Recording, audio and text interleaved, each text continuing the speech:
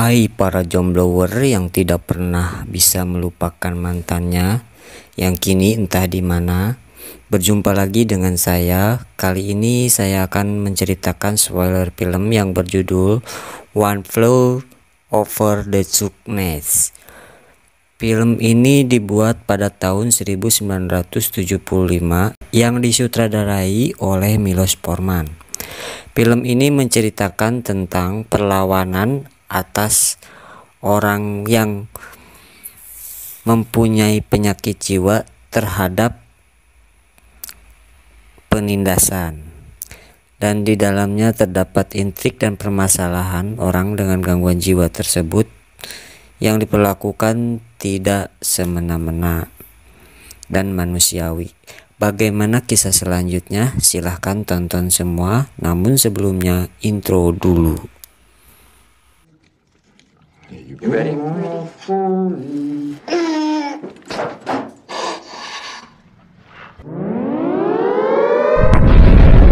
Anak Indonesia, seakan karena mama memberi. Ada ding Mang Oleh. Film dibuka dengan rutinitas sebuah rumah sakit yang berada di negara Amerika Serikat pada tahun 1975, di mana film tersebut menunjukkan rutinitas suasana rumah sakit setiap harinya. Dan film pun dimulai. Medication time. Right.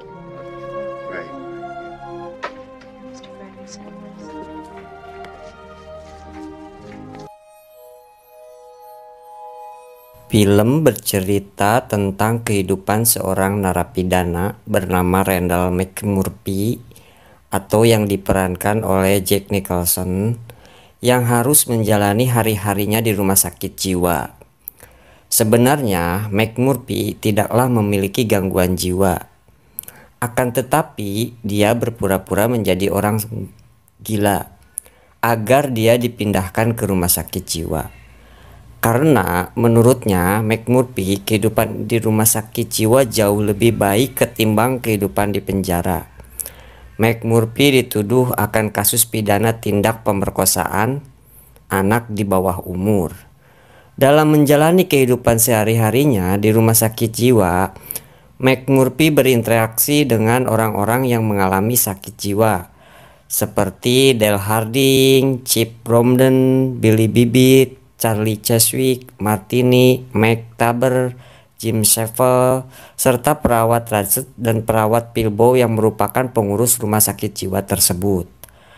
Pada awalnya, Murphy merasa aneh menjalani kehidupan di rumah sakit jiwa, karena dari teman-temannya sesama penghuni rumah sakit jiwa tersebut memiliki karakter serta kegilaan yang berbeda-beda. Chip yang merupakan seorang penyendiri dan pura-pura bisu, Bibbitt yang gila karena cintanya ditolak, Charlie yang emosinya suka meledak-ledak jika tidak dituruti keinginannya, Martini yang suka ngawur dan tidak nyambung ketika diajak berbicara, Harding yang suka berdongeng tentang ilmu pengetahuan dan ideologi yang benar menurut pemahaman mentalnya saja, serta Tabes yang suka memotong pembicaraan orang yang suka bertindak gila sesuka hatinya. Dari semua teman Murphy, Harding adalah yang paling cerdas pemikirannya, diantara lain karena Harding dulunya adalah seorang yang berpendidikan tinggi sebelum mengalami gangguan jiwa. Harding mengalami gangguan jiwa yaitu suka memaksakan kehendak dan selalu melakukan pembenaran atas hal yang menurutnya benar, apapun itu walau salah maupun tidak. Akan tetapi perlahan tapi pasti Murphy mulai menikmati kehidupan di rumah sakit jiwa tersebut, serta mulai akrab dan menyayangi teman-temannya sesama penghuni rumah sakit jiwa. Murphy menikmati hari-harinya dengan membuat kesenangan-kesenangan kecil bersama teman-temannya, dengan bermain kartu guna membunuh waktu dan kebosanan. Pada suatu ketika, Murphy dan teman-temannya yang sedang bermain kartu dipaksa untuk antri minum obat, dan Murphy pun mempertanyakan obat apa yang diberikan kepada mereka, sehingga membuat jengkel Suster Ratchet, yang mengakibatkan Suster Ratchet mengancam Murphy akan menyuntiknya jika tidak meminum obat itu. Kecurigaan Murphy akan kesewenang-wenangan rumah sakit dalam memberikan obat untuk pasiennya bermula dari situ. Kecurigaan Murphy juga bersamaan dengan kecurigaan Suster Rachel yang curiga Murphy sebenarnya tidak gila dan hanya berpura-pura gila agar terlepas dari tuntutan pidana yang menjerat Murphy. Kecurigaan Murphy akan kesewenang-wenangan pihak rumah sakit terhadap pasiennya semakin kuat ketika dia mengusulkan agar musik yang diputar oleh speaker yang dipasang di seluruh penjuru bangsal rumah sakit agar dikecilkan sedikit supaya para pasien rumah sakit bisa saling berinteraksi satu sama lain tanpa adanya gangguan. Akan tetapi usul Murphy tersebut ditolak mentah-mentah oleh Suster Rachel karena musik tersebut sangat berarti bagi pasien rumah sakit yang berusia tua.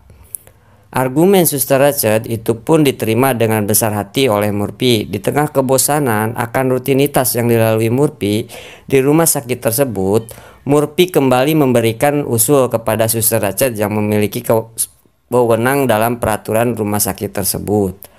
Usul Murphy adalah ingin menyaksikan Piala Dunia yang tengah berlangsung melalui media televisi yang selama ini jarang bahkan tidak pernah digunakan di rumah sakit tersebut.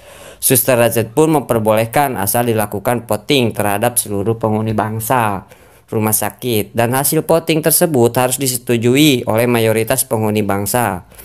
Akan tetapi tidak semua penghuni bangsal menyetujui usul Murphy tersebut sehingga usul Murphy kembali hanya menjadi angan-angan. Dengan kenyataan tersebut, Murphy merasa ada yang tidak beres dengan rumah sakit jiwa tersebut karena semua seolah-olah takut, patuh, serta tunduk akan peraturan rumah sakit. Hal itu terlihat dari para penghuni bangsal rumah sakit yang takut untuk memberikan voting ketika Murphy mengusulkan agar rumah sakit memperbolehkan para pasiennya menonton siaran Piala Dunia melalui televisi.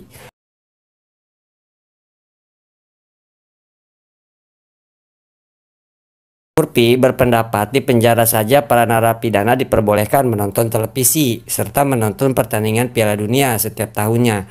Sehingga Murphy menyimpulkan peraturan rumah sakit jiwa lebih otoriter dibandingkan penjara sekalipun. Murphy pun perlahan-lahan mulai kasihan dengan para teman-temannya yang sesama penghuni rumah sakit jiwa. Karena seharusnya orang-orang yang mengalami gangguan jiwa diberikan kebebasan dalam mencari kembali jati dirinya yang hilang. Bukan malah sebaliknya mengekang mereka tak ubahnya lebih dari seorang narapidana. Murphy pun menghasut teman-temannya untuk melakukan perlawanan. Perlawanan pertama adalah menuntut agar diperbolehkannya mereka menonton siaran langsung Piala Dunia. Murphy mempengaruhi teman-temannya bahwa mereka semua pada dasarnya tidak gila-gila amat. Karena itu mereka masih bisa kembali menjadi orang normal jika mereka tidak dikekang dan bebas melakukan apa saja yang menurut mereka benar. Keesokan harinya, Murphy yang tengah berhasil menghasut teman-temannya mengadakan voting kembali. Akan tetapi, Suster Rachel mengatakan voting telah berakhir dan hasil kemarin adalah hasil akhir, jadi voting itu tidak bisa diulang kembali. Murphy kembali melakukan perlawanan secara psikologis, yaitu menonton TV yang pada dasarnya tidak menyala dan menganggap seolah-olah TV tersebut menyala. Dan Murphy membangun suasana seolah-olah dia sedang menonton secara langsung Piala Dunia dari televisi tersebut. Perlawanan Murphy tersebut menarik perhatian teman-temannya sehingga semua melakukan hal yang sama dengan Murphy. Perlawanan yang dimotori oleh Murphy tersebut berhasil. Pada akhirnya mereka pun diperbolehkan menonton televisi.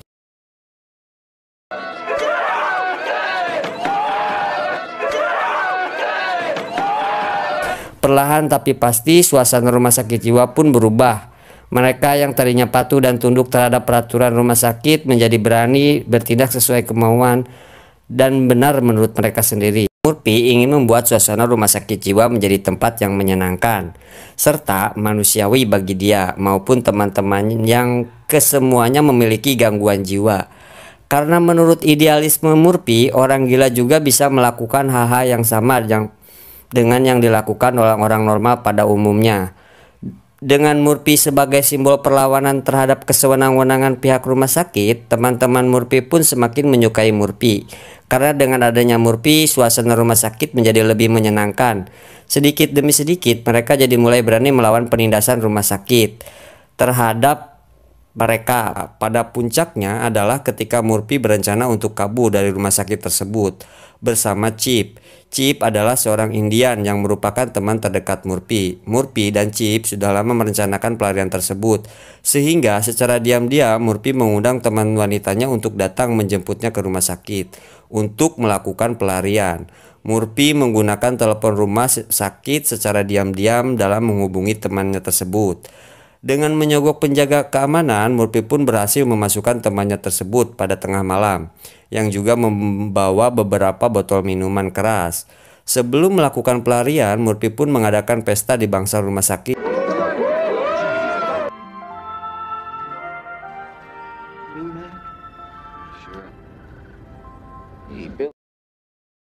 Pada dasarnya, orang gila juga membutuhkan sebuah hiburan karena mereka juga bagian dari masyarakat, sehingga mengucilkan mereka dari masyarakat malah akan membuat penyakit kejiwaan mereka semakin parah. Murphy sangat menyayangi teman-temannya tersebut meskipun orang gila. Mereka adalah teman terbaik yang pernah Murphy miliki, hingga pada akhirnya Murphy pamit kepada mereka. Tetapi Murphy kasihan melihat Bibit yang ternyata suka dengan teman wanita Murphy, sehingga Murphy mengalah dan membiarkan teman wanita yang bernama Candy untuk menghabiskan malam dengan Bibit. Akan tetapi Murphy lupa akan pelariannya, sehingga mereka semua tertidur hingga pagi, sehingga Suster Rachel dan pengurus rumah sakit memergoki Murphy dan para pasien tergeletak lemas dengan semua sisa kekacauan yang terjadi pada malam tadi. Billy Bibit pun dipergoki oleh Suster Rachel yang sedang tidur dengan seorang wanita di teman Murphy tadi. Bagi Bibit, wanita itu adalah wujud cinta sejatinya yang pernah hilang dulu. Suster Rachel pun mengancam akan melaporkan Bibit kepada ibunya, yang ternyata ibunya Bibit adalah teman lama Suster Rachel.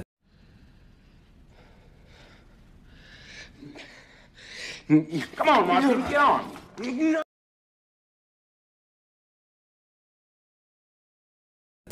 Bibit pun bunuh diri dengan menggorok tenggorokannya dengan serpihan kaca.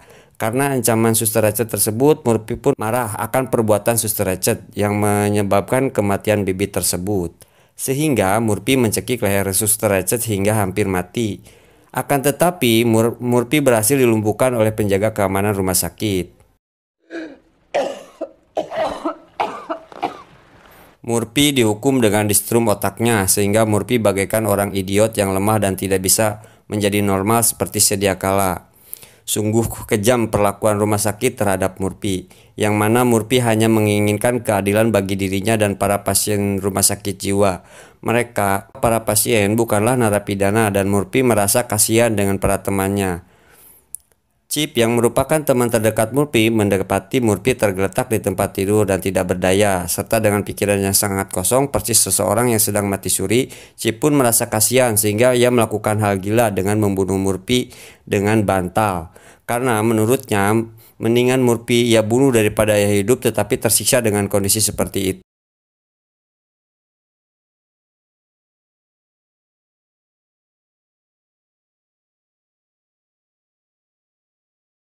Akan tetapi Chip berhasil kabur dengan melemparkan